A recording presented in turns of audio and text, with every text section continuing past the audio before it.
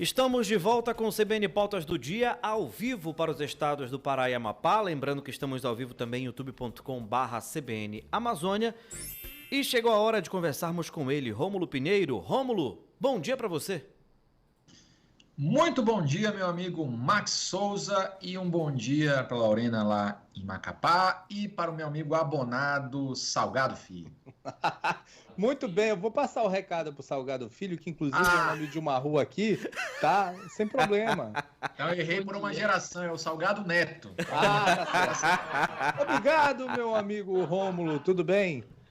Tudo bem, meu amigo, vamos lá, vamos em frente. Ai. Além de ser pé frio, ele é um bom comediante, né, o Rômulo Pinheiro, e um excelente profissional. Ô Rômulo, Muito. Bora só com um assunto polêmico hoje. O primeiro, a gente fala sobre as disputas entre o Congresso e o STF nos temas do marco temporal e do aborto. Pois é, meu amigo, a gente comentou na semana passada, aqui trouxe as informações que esses embates aqui em Brasília entre Congresso Nacional e Supremo Tribunal Federal estavam ganhando contornos cada vez mais delicados e, claro, que tudo passa pela questão da chamada usurpação de poderes, ou seja, quem pode fazer o quê. E aí nós temos uma questão envolvendo o Congresso, que demora para atuar em certos pontos, o STF atuando em pontos omissos, e há esse conflito cada vez mais inerente. O que nós percebemos, Max Salgado e Lorena, é que nos anos anteriores, né, o governo anterior, o Poder Executivo interferia bastante ali, entrava em atrito geralmente lá com o STF. Hoje, pela postura, mudou um pouco esse foco. Hoje as discussões estão basicamente entre poder legislativo e judiciário, mas o mais importante que a gente tem que prestar muita atenção é saber os contornos, ou seja, onde isso pode parar e o que isso vai afetar a vida nossa de cidadão comum aqui no nosso país. E aí na semana passada nós tivemos o julgamento do marco temporal, a gente comentou bastante aqui as possibilidades de voto, nós comentamos os votos contrários e o julgamento finalizou na última quarta-feira, na última semana, aliás, com 9-2 a favor do afastamento da tese, ou seja, não existe para o STF uma data específica para que nós tenhamos a possibilidade de discutir demarcação de terras para os povos originários. Essa tese foi fixada com repercussão geral, ou seja, todos os casos semelhantes serão julgados dessa forma, mas hoje teremos desdobramentos a partir das 14 horas, porque vai se discutir como que isso vai acontecer no sentido de eventuais indenizações para pessoas que estavam naquele local, ou então circunstâncias em que o poder público concedeu o uso daquelas áreas a pessoas, mas depois isso foi demarcado, ou seja, foi posto em judicialização pelas comunidades indígenas. Então, é um assunto muito complexo que precisa, sim, ser reanalisado, na verdade, analisado e definido uma tese, ou seja, um parâmetro para todos os julgamentos que possam decorrer dessas questões. E aí você tem a questão dos recursos, se os indígenas podem explorar os recursos hídricos, se podem eventualmente ter participação de terceiros nessa exploração, ou ainda como é que vai ser feito o pagamento de eventuais indenizações para pessoas que estavam lá, ou seja, são temas muito complexos e o STF começa hoje à tarde a debater essa questão. E, por outro lado,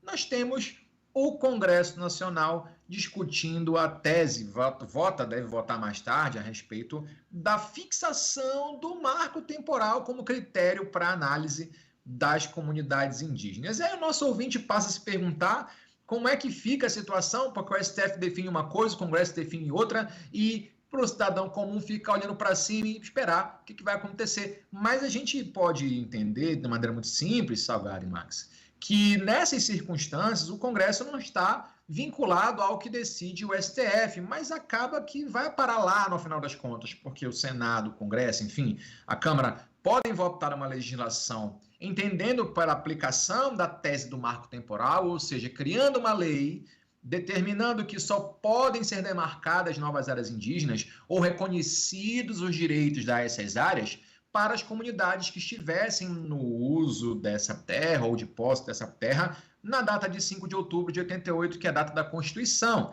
Então, você vê que a discussão lá dos povos indígenas é que havia comunidades inteiras desalojadas nesse período em razão aí dos grandes avanços dos projetos à época da ditadura militar. Essa é uma questão histórica que foi levantada em julgamento, inclusive. Então, o Congresso pode votar uma legislação reconhecendo a tese, mas a gente sabe que isso vai acabar lá no Supremo, alguém vai discutir a constitucionalidade dessa lei e nós vamos ter que voltar a uma discussão que já foi definida aqui no Supremo Tribunal Federal. Ou seja, é uma questão complexa, há um embate muito grande, a gente sabe aí que o presidente do Senado, Rodrigo Pacheco, vem tendo um desgaste grande com o Supremo, à vista a questão da descriminalização do porte de drogas para consumo pessoal. A gente também comentou aqui com vocês nas últimas semanas que há um projeto lá aqui no Congresso também para criminalizar qualquer porte de droga em qualquer circunstância, como hoje o porte é um crime, mas a própria legislação existente prevê que não haverá prisão como medida de pena nos casos de porte para consumo pessoal. E o STF está votando com 5 votos a favor, nesse momento, para descriminalizar essa conduta do porte para consumo. E, claro, o julgamento foi pedido visto e ainda está em fase de conclusão, mas a tendência é que o Supremo reconheça essa possibilidade de não criminalização da conduta do porte para consumo. E o STF e o Congresso já está avaliando uma legislação que determine, ou seja, restabeleça a lei como era anteriormente ou como vai ser definida a partir desse julgamento. Então, esses embates entre Congresso e STF têm se tornado cada vez mais distantes, com muitas críticas ao Supremo de que, de fato, está interferindo demais. Mas, Max, Salgado, Lorena, eu digo o seguinte, essa frase não é minha, mas ela é muito comum aqui em Brasília, é que não existe vácuo de poder. Poder, quando ninguém o exerce, alguém vai, toma e exerce. Essa tese vem sendo debatida, muito embora essa seja uma construção ideológica, mas quando o Congresso não age, quando ele não determina as políticas públicas que servem como parâmetro legal, o outro poder vai acabar fazendo isso, até por pressão da própria sociedade. Então, muito embora haja esse embate, a gente tem que ter uma segurança jurídica para evitar esses conflitos, esses desgastes. Vocês veem, percebem que, na decorrência desses conflitos entre Congresso e Senado, aliás, Congresso e STF, também resvalou a questão do aborto, que a gente tinha comentado aqui também na última semana, que ia iniciar o julgamento dessa questão da descriminalização do aborto, atenção, era a questão envolvendo o aborto provocado pela mulher, né? E não aquele que decorre de violência sexual, aquele que decorre de má formação anencefalia, esses ainda se manterão possíveis. Mas aquele que a mulher poderá interferir na gravidez até a 12ª semana. Essa pauta estava sendo aí há muitos anos aguardada e a ministra Rosa Weber colocou para votação. Rosa Weber vai se aposentar, a última sessão, inclusive hoje, botou para votação e já deu voto positivo, ou seja, entendendo que não se deve criminalizar a conduta da mulher que interfere na gravidez até a 12ª semana. E lógico que isso gerou também uma repercussão no Congresso, já congressistas de oposição apresentaram uma proposta para combater essa tese, e o presidente do Senado, que é presidente do Congresso Nacional também, está em busca de estudar uma solução para esses casos. Mas a briga é grande e tenho a certeza que isso ainda vai render boas pautas aqui para a nossa coluna de quarta-feira. Agora, e a proibição da equiparação de uniões homoafetivas a casamento, que era uma treta que já estava lá no passado e agora voltou? Pois é, Salgado, e essa é uma discussão que ela é menos complexa no sentido de desdobramento político e jurídico do que a gente estava comentando aqui com relação à questão do marco temporal, aborto, etc. E eu explico por quê. Porque, na verdade, já desde 2011, o Supremo Tribunal Federal já reconhece a equiparação das uniões homoafetivas com o casamento civil. Não há nenhuma discussão. O CNJ, inclusive, o Conselho Nacional de Justiça, determinou que os cartórios reconhecessem, fizessem um procedimento. Isso já é uma política pública que é muito comum. O brasileiro já está até, de certa forma, não há grande debate sobre a validade desse tipo de política pública, mas eu acredito que determinadas forças políticas aqui em Brasília, talvez buscando um tema de costumes, que é onde podem se prevalecer, ou seja,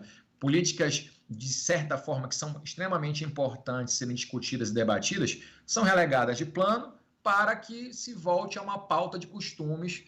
E neste caso, pior ainda, que já há um posicionamento, um entendimento consolidado da sociedade brasileira, no sentido de entender e acatar as uniões homoafetivas como algo perfeitamente legal e equiparado a um casamento civil. Então, isso é um retrocesso muito grande, essa discussão, porque já há uma consolidação desse entendimento. E foi se desenterrar um projeto de lei do ex-deputado Clodovil Hernandes, lá de 2007, que equiparava essas relações. E bagunçaram o projeto dele, né?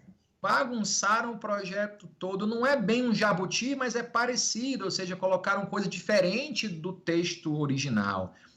A história do jabuti na política é interessante, Salgado. O Ulisses Guimarães dizia que se encontrassem um jabuti em cima de uma árvore, ou era enchente ou é mão de gente, porque jabuti não sobe em árvore.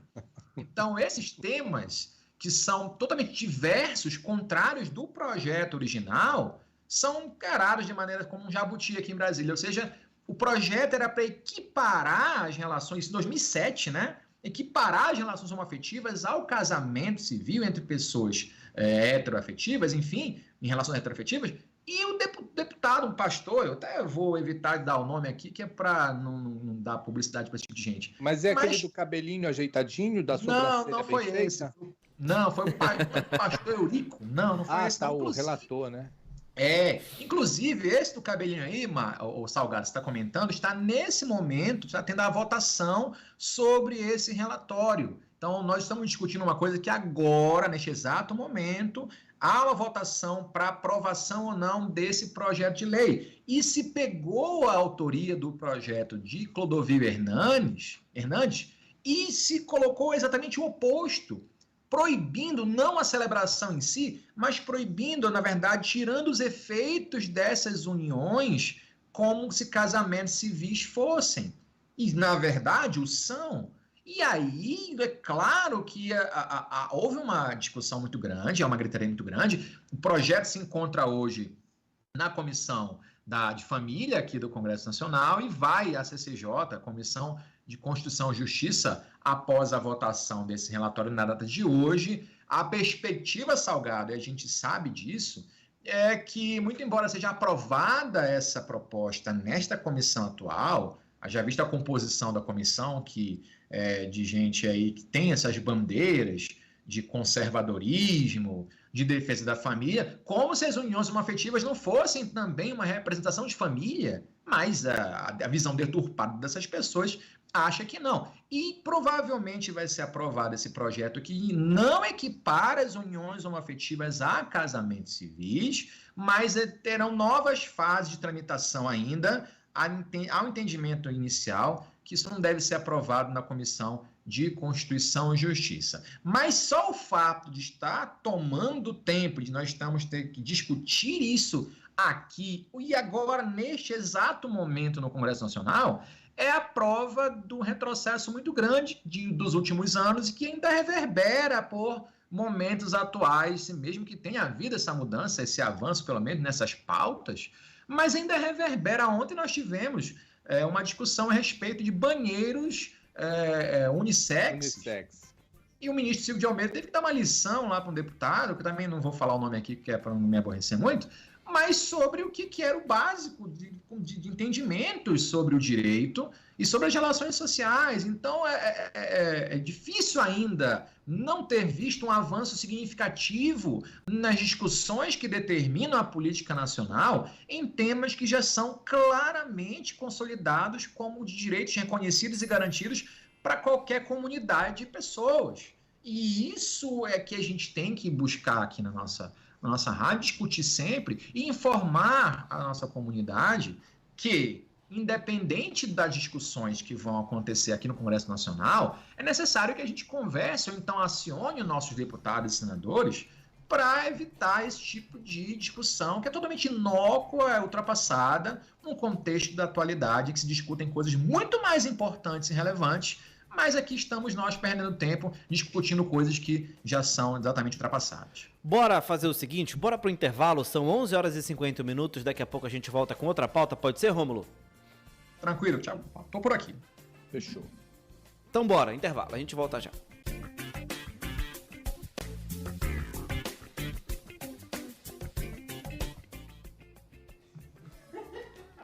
Aí, Psite, foi o que eu entendi. Vai, eu tava numa missão aqui, agora já estou de volta. Estamos de volta então, né? CBN Pautas do Dia e agora com o último assunto de hoje, mas não menos importante, né? Isso, seu Rômulo Pinheiro. A gente fala agora sobre a mudança na presidência do STF. É o dia do tchau. E as perspectivas. Acho que vai ser de lágrimas e muitas lembranças. Será? E aí? Pouco julgamento. Não sei. E aí, Rômulo?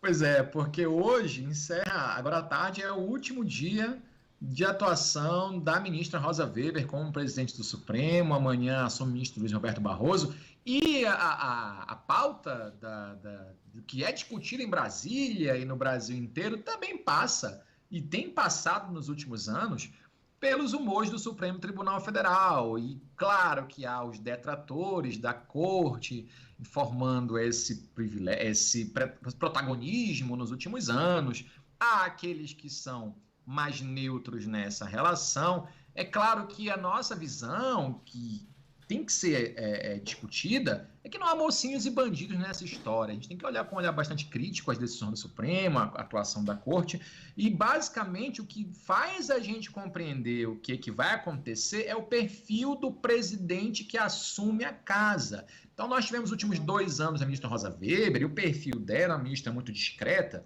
mas trouxe temas bastante espinhosos aqui ao Congresso Nacional, ao Poder Executivo e à sociedade em geral, né? E, por exemplo, nós discutimos a questão do aborto, é uma questão que sempre foi um tabu em muitos anos, ela pautou. Não se esqueçam que o presidente vai pauta sempre como a sua atividade o que vai ser discutido pelos ministros em plenário virtual ou em plenário físico. Então isso é muito importante que a gente entenda qual é o perfil daquele que vai suceder para entender como é que o Supremo deverá analisar esses próximos atos. Então nós tivemos que Rosa Weber já se aposentando na próxima semana, faz 75 anos, e quem vai assumir é o ministro Luiz Roberto Barroso, que tem um perfil bastante diferente da ministra Rosa Weber, ou seja, é um perfil um pouco mais midiático, por assim dizer, ou seja, o ministro gosta de dar entrevistas, o ministro, diferentemente da ministra Rosa Weber, é um ministro bastante comunicativo, abre espaço para a imprensa e, por incrível que pareça, a tendência é que o ministro Luiz Roberto Barroso vá se pautar em temas mais na área econômica. O ministro Roberto Barroso atuou, no caso, é relator do caso da revisão das contas do FGTS, é também o relator dos pontos envolvendo o piso da enfermagem. Então, aqui em Brasília, há uma especulação nesse sentido, porque o magistrado Luiz Roberto Barroso ele contratou para sua equipe, para sua assessoria, um economista-chefe do CAD, Guilherme Rezende. Então, ele está se preparando aí para esses temas da área econômica para botar em votação. A gente sabe que isso é um assunto muito caro para os poderes aqui em Brasília, há uma repercussão muito grande nos volume financeiro que uma decisão do Supremo pode acatar para os poderes aqui, e está todo mundo de olho nessa passagem de bastão para saber quem sucederá a ministra Rosa Weber nessa legislatura, ainda, aliás, nesse ano de 2023 ainda, porque há uma pressão para que seja uma mulher, para que seja uma candidata negra, e o presidente Lula já informou que não vai adotar esses critérios para a escolha do novo ministro, ele quer um ministro mais próximo, que ele tenha mais diálogo, e há essa movimentação a partir de amanhã para saber quem é que assumirá a cadeira de Rosa Weber, mas até lá a ministra volta até 1º de outubro, que é a data do seu afastamento, que faz 75 anos dia 2, e a tendência é que ela vai esvaziar o gabinete dela até essa data, e o novo ministro que entrar vai se deparar com esse processo difícil de escolha que vai ser feito aí pelo Senado Federal, mas com uma tendência de uma pessoa mais próxima do atual presidente da República. É a esperar para acompanhar o que vai acontecer nas próximas semanas e meses. É isto. Rômulo Pinheiro, muito obrigado mais uma vez pela disponibilidade, por sempre atender a CBN, tá bom, amigo? Sabemos da sua